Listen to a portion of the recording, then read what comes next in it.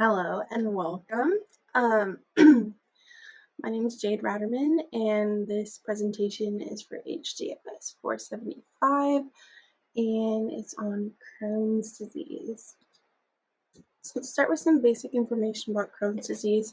It's an inflammatory bowel disease, which is IBD. You do not need to have a family history of Crohn's disease to develop the disease. Um, it's different for everyone, and it can be painful and debilitating and even cause life-threatening complications. It's also autoimmune, which means that your body attacks itself, thinking that in this case, the digestive tract is a harmful element that could harm the body. So let's go on to signs and symptoms. So I went ahead and just kind of put them on here so we can see them, but to go a little bit more deeply into what Crohn's disease is, it's an inflammation or swelling of tissues in the digestive tract. It's most commonly in the small intestine, but can involve different areas. And it often spreads into the deeper layers of the bowel. So some of the symptoms for this are diarrhea, fatigue, fever, abdominal pain and cramping, blood in the stool, mouth sores, reduced appetite and weight loss, pain or drainage near or around the anus due to inflammation from the tunnel into the skin, loss of bone mass caused by elevated levels of proteins, and those are causing inflammation in the body. In severe cases, inflammation can spread to your skin, your eyes, your joints, your liver and bile ducts, can cause kidney stones, iron deficiency, which is anemia, and delayed or stunted growth or sexual development for children. So let's go into what we're going to do if we're looking to see if someone has Crohn's disease. So there's a couple of different tests. There's a blood test where you can look for reduction of red blood cells, which is a sign of inflammation or anemia. There's stool tests using a plastic container to check for blood or infection causing bacteria, which is Clostridium. This attacks the lining of the intestines. Next, we have a digital rectal exam, which is the insertion of a gloved finger into the rectum to check for blood and or tenderness. Now, the next two are the most common tests. We have an upper endoscopy, which is the insertion of an endoscope, which is a really long, pliable camera, which has like a wire attached to it.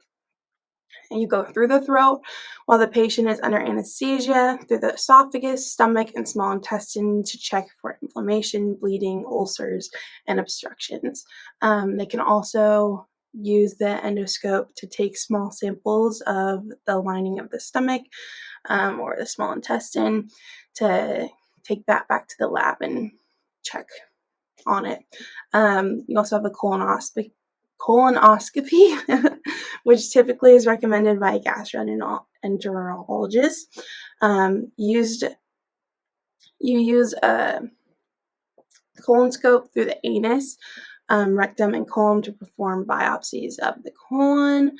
It helps distinguish between Crohn's and ulcerative colitis. And before this treatment, you can only have clear liquids prior to the procedure for 24 hours. If it's an infant who's receiving the colonoscopy, then the night before they will receive laxatives to make sure that their colon is clear and ready for the scope to go in. You also have a capsule endoscopy, which is similar, only it's like a pill that the child swallows or the patient swallows, and it has a camera in it, and it takes thousands of still pictures.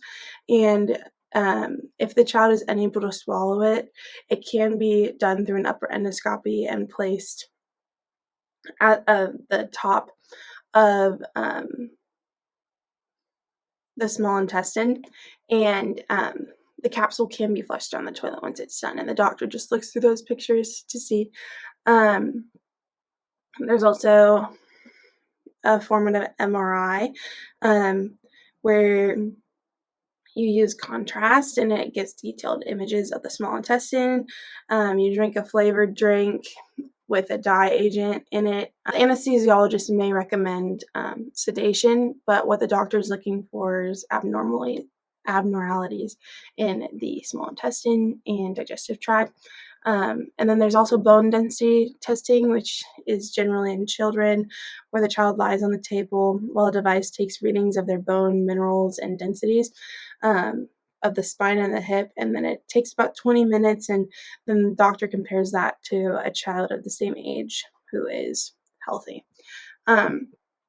Next, let's look at prevalence of the illness. So 58 in every 100,000 people have Crohn's disease. And then 20 to 25% of those with IBD are under 18 years old. And then 80% of those under 18 with IBD are adolescents. When we're looking at demographic, it's really kind of all over the place. In terms of age, most patients are diagnosed before the age of 30, so that's pretty common. For ethnic groups, it can affect any ethnic group. It's most common among whites, especially Eastern European Jewish descent. It's increasing among Black people in North America and the United Kingdom, and we're increasingly seeing it among Middle Eastern population and U.S. migrants. And the most controllable risk factor is the smoking of cigarettes. It leads to more severe disease, and it increases the risk of needing surgery to help with symptoms. In terms of treatment, there is no cure for Crohn's disease. Therapies can reduce symptoms and increase the ability to function well. Long-term remission and healing of inflammation is totally achievable, and unfortunately, if you're unable to manage through therapies, surgery may be required. Now, if I'm working with a child who's diagnosed with Crohn's disease, in the moment, I would recommend this video from Medikids. It does a fabulous job of explaining what Crohn's disease is and what's happening inside of the body in a kid-friendly way. And then for going through their lifelong experience with Crohn's disease, I would recommend the two foundations listed, and then Camp Oasis. Camp Oasis is a place for kids to get together who all have Crohn's disease and just have fun at camp and not feel like they're different. Now let's go to some clinical application. Super fun. So for the age that I chose the school ager, which is around 7, 8 to 11 years old. According to Piaget and Erickson, it's going to be 7 to 11, so I just say that. Erickson, we're looking at industry versus inferiority, so like their ability to do things or feel inferior and like they can't do it. And then concrete operational, starting to have those concrete thinking skills, understanding really basically what they're learning in school and understanding like theoretical thinking, stuff like that. Developmental considerations that I would think of as a child life specialist, their growing interest in acquiring knowledge. So looking at the knowledge that they want to learn, you got to give it to them because that's going to help them fuel their sense of industry and not inferiority. The age group is usually growing pretty rapidly if they're healthy. So I would, you want to pay attention to that because a child with Crohn's disease might have stunted or delayed growth, which might make them feel bad about themselves and induce body image issues, and investment in non-family relationships. So if this child is in the hospital a lot, it's going to be hard for them because they're craving those relationships with their friends and they want to get to know people outside of their family. So kind of going with the last slide, some of the impacts that a hospitalization could have on a child, their body image issues, fear of never getting better, missing school. That can be hard because they're missing their friends, but they're also feeling that they're behind, fear of being different and not fitting in anymore, feeling of failure because their body isn't working the way that it should be, and decreased self-esteem. Again, Crohn's disease can be very hard to talk about and embarrassing because of the stigma around pooping and just bodily functions in general. So it might be hard for the child to talk about it. Now we're looking at child life interventions. Again, we're looking at the 7 to 11 age here. So I'd want to use a model of the body to explain kind of what's going on with the child. So the way that I'd put it is your immune system, which is your body's protectors from germs, becomes confused and they see your tummy as a threat and attack your tummy instead of the germs. When your immune system attacks your tummy, it makes you have these symptoms that you've been experiencing.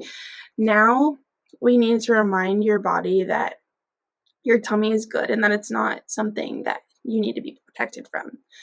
And because of what your body's protectors are doing, your tummy can't absorb water or the food that you're eating, and because your body's trying to protect you from your tummy.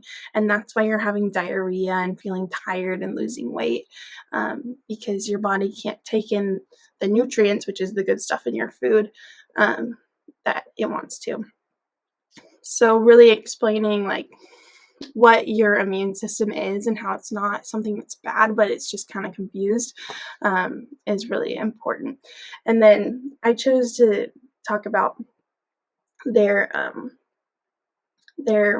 body and the makeup of it. So like understanding the actual biology, because they're really looking for all of that information and they're excited to learn new things.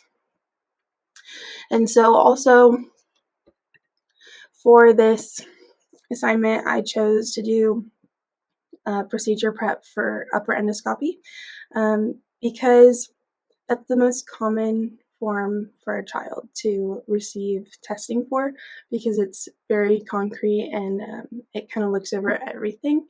So what I would do is I'd use a model of the body to show where the camera will enter, and then what they'll be looking at. I'll explain that the child will be going to sleep, so they'll put this little mask on you, or you're going to get an IV, and then you're just going to go to sleep for a while, and they're going to take that camera and they're going to look all over. When you wake up, the camera won't be there anymore, and the procedure will be all over. So the doctor will use that camera to look inside of your tummy, and once they get into your tummy, the doctor will look and use a pincher to take some of your tummy to test it. And so I'll make sure that they understand. They won't feel it. They won't notice that it's gone. It's kind of like taking a piece of a cotton ball. So then I would want to use a cotton ball and some tweezers and have the kids, the child, patient, practice taking some of the cotton ball off like they're the doctor. We could even take that cotton ball and put it in the tummy on the model doll, and they can practice taking off pieces of the tummy. You could even like bring in a petri dish and have them put it in the petri dish with water, and then you could play around with markers and test it, but really make them feel comfortable with the idea of the doctor doing that. It also encourages smoothness and speed in their fine motor skills, which they're developing right now, which is definitely essential because it's part of their developmental stage. And then I do some question time because, of course, they're going to have tons of questions. Depending on the child and how many questions they have, I might have them wait to the end to ask questions, but probably just let them ask questions right away and answer them as we go, as honestly as you can. Like if they want to know what organ it is, instead of saying your tummy, you could say like your small intestine or your stomach or all those things. So yeah, that's the end of my presentation. I really enjoyed this assignment, and I hope you guys learned something. I'm excited to hear about what questions or comments or concerns you might have, and I hope that you have a great rest of your day. Thanks.